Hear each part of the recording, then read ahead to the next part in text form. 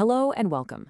Today, we are pulling back the curtain on something that affects all of us every single day: the invisible forces that guide our decisions. We're diving deep into the psychology of influence, the subtle and sometimes, not so subtle, ways our choices get shaped. You know that feeling, right? You get home from the store with 3 bags when you only went for one thing. Or you agree to do a big favor for someone, and the second the words leave your mouth, you think, wait, why did I just say yes to that? That's the exact mystery we're going to unravel today. All right, first things first, we need to look at the basic tools of the trade. Think of these like a psychological toolkit that people use a lot of times without even realizing it to get us to say yes. This is the foundation of everyday influence. Okay, at the very core of how we interact as people is this incredibly powerful rule: reciprocity. We're just hardwired to feel weirdly uncomfortable when we owe someone. If somebody gives us something, a gift, a favor, anything, we feel this really strong pull to give something back. And you see this in action all the time. That free chapter of an ebook you downloaded, it creates this tiny sense of obligation, making you just a little more likely to buy the whole thing. Or, get this, that little mint the server brings with your bill, studies have shown that simple act can actually increase their tip. It's a small gift that triggers our need to give a bigger one back. Next up in the toolkit is social proof. Basically, when we're not sure what to do, we kind of outsource our decision-making. We look around and see what everyone else is doing. The logic in our brain is simple. If a ton of people are doing it, it must be the right thing to do. It's a mental shortcut, and it saves us a lot of brain power. And the signals for this are everywhere. That bestseller sticker on a book is telling you, hey, lots of people have already approved this. A long line outside a restaurant makes you think, wow, the food in there must be amazing. And of course, in the digital world, customer reviews and high follower counts are the ultimate form of social proof. We just trust the wisdom of the crowd.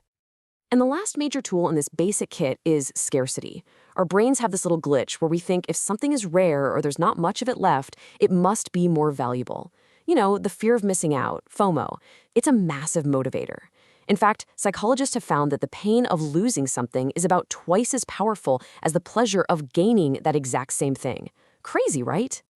So why does this stuff work so darn well? Well, it's because these principles are basically hacking our brain's operating system. They tap directly into the mental shortcuts and biases we all use to make sense of the world without having to think too hard. Let's look at a few of these hacks. So take the anchoring bias. The very first piece of info we get about something, like a price, sticks in our head and becomes the anchor for everything that follows. A classic example is the $70 hot dog trick on a fancy menu. Nobody is actually supposed to buy the $70 hot dog. It's only there to be an anchor, so that when you see the $20 burger right next to it, your brain goes, oh, wow, that's a great deal. Then there's this super effective foot-in-the-door technique. It works by starting small. Someone asks you for a tiny favor, like signing a petition. Easy enough, right? But once you say yes, something in your brain shifts. You start to see yourself as the kind of person who supports that cause.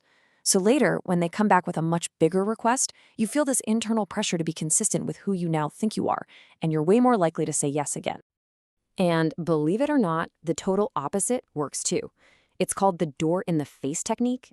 This time, someone starts with a huge, completely outrageous request that they know you're going to reject.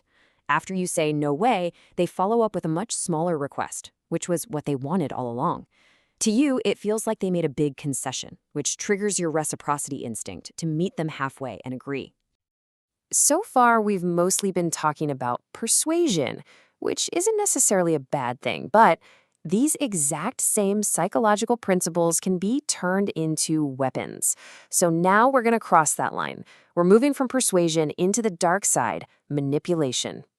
One of the absolute worst, most insidious forms of manipulation is gaslighting. The entire goal here is to just systematically chip away at someone's sense of reality.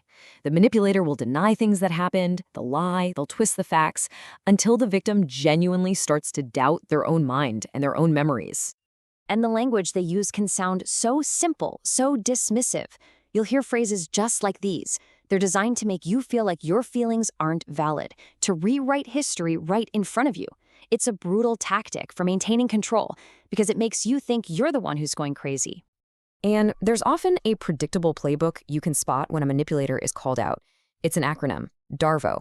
First, they deny. They deny everything. Then, they attack. They turn on you, questioning your motives, your character, And finally, in this just stunning move, they reverse victim and offender. They flip the whole script to make it seem like they're the one being attacked. Look, recognizing these tactics is a huge first step, but how do you actually defend yourself?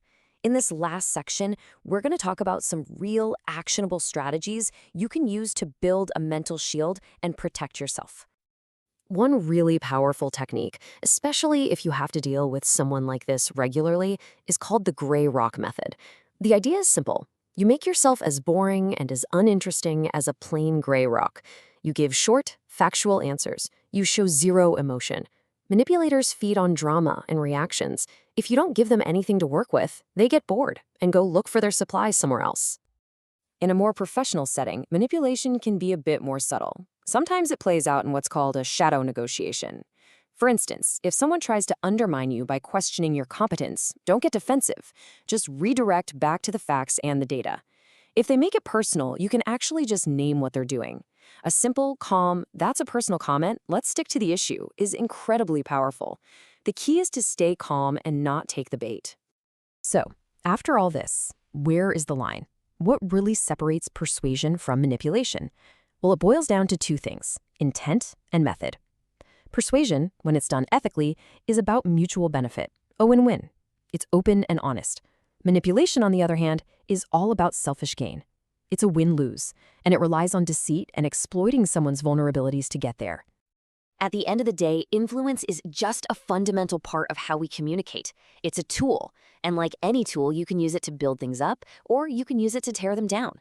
Now you know how it works, so the only question left is, what are you going to do with it?